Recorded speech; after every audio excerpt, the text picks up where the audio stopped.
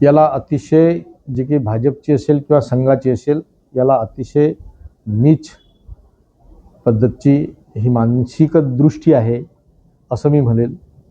कारण आजही ज्या पद्धतीनं ते दलित असतील, आदिवासी असतील, त्यांच्याविषयीची जी मानसिकता आहे ती मानसिकता त्यांची गेलेली नाही.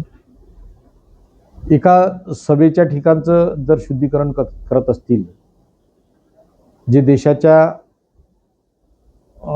काँग्रेस पक्षाचे अध्यक्ष आहेत आणि ज्यांचा सर्वाधिक काळ हा राजकीय जीवनात गेला, ज्याच राज्यसभेचे विरोधी पक्षनेता आहेत, त्यांची सभा झाल्यानंतर ती जर शुद्धीकरण करत त्या जागेचं जर शुद्धीकरण करत असतील तर या भाजपची, राष्ट्रीय संघाची, एकंदरीत कळव्या लोकांची ही मानसिकता आपल्याला तिथे दिसून येईल. याचा आम्ही जाहीर निषेध करतो.